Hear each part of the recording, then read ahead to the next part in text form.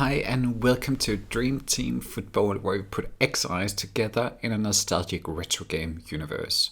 Today we're going to put a Soviet team together, pretending that the Soviet Union still exists. Sport used to be a big part of Soviet foreign policy and a huge effort to put in place to ensure lots of glittering metal during the Olympics, and in 1960 they even won the Euros with legendary Lev Yashin in goal, considered by many to be the greatest goalkeeper of all time. But how would it look like if it existed today? And just to underline, Poland, Romania, DDR and lots of other countries in the Eastern Bloc were not a part of the Soviet Union, but satellite states or puppet states, if you will.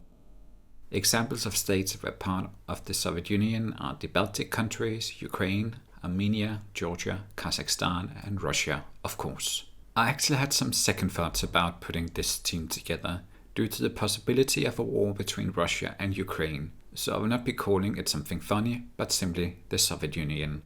And instead of a hammer and sickle logo, I will put something less ideological and totalitarian on the shirts, like the Soviet space dog, who was the first animal in space.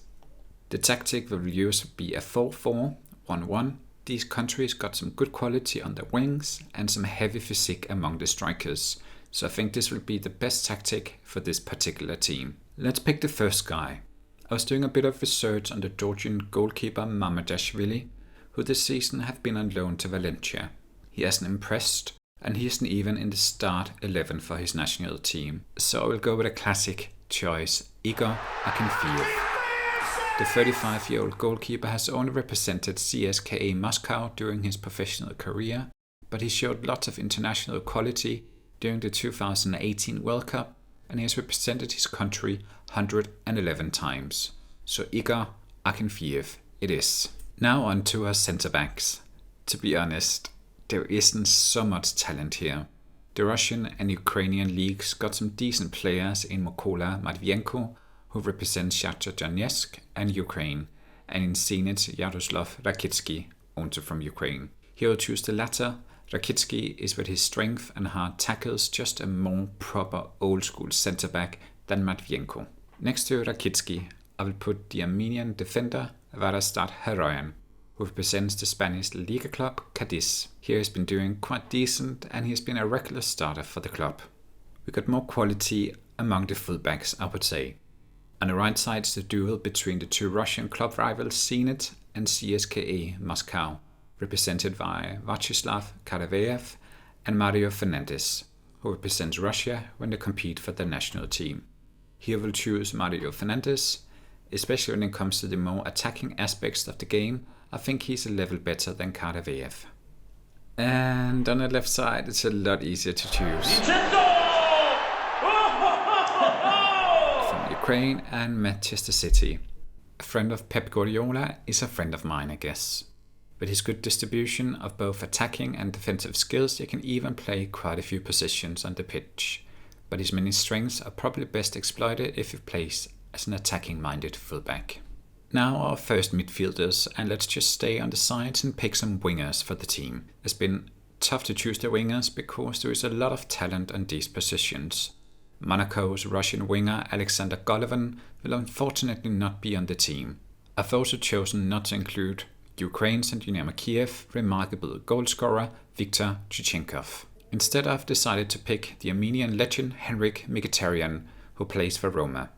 Even though he has turned 32, he's still relatively quick on his feet, he's hardworking and technically as good as he has always been, and he's a particularly good finisher, proven by 13 goals in 34 Serie A matches last season. And on the right side I will put Russia's Alexey!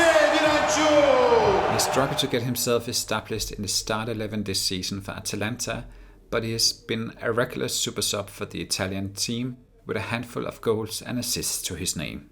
And now onto some central midfielders. I will choose one who is relatively defensive-minded and one where attacking skills and flair is prioritized. We actually don't have that many good defensively orientated midfielders among these countries. I would assume that long Siberian winters would create the right mentality for such a player, but apparently not. Magomed, Ozdoev from Russia and Zenit would be a good candidate though.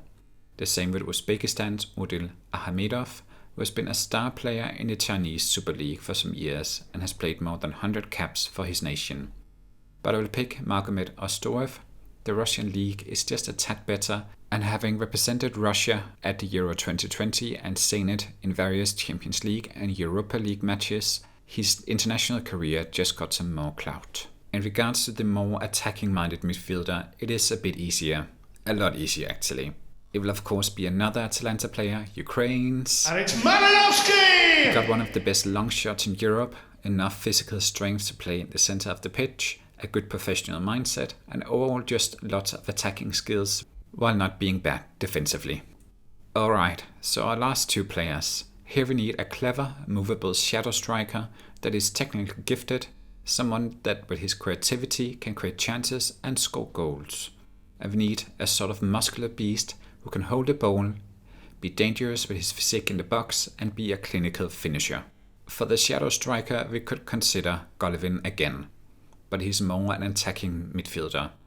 So I've decided to go with Uzbekistan's Eldor, who plays for Roma. He isn't a regular starter, but he has played almost all games this season as a substitute. Plus he can do what's required of him on this position. He's definitely a better finisher than Golovin, for instance, and he's good without the ball, which creates space and opportunities for his teammates. And our strong man in the attack? Well, who other than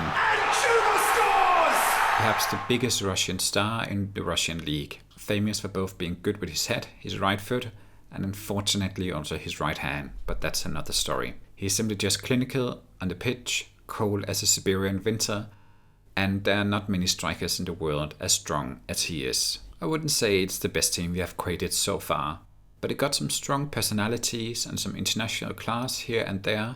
While looking at the summary of this team selection, you'd maybe find it interesting to check some other dream teams I have created.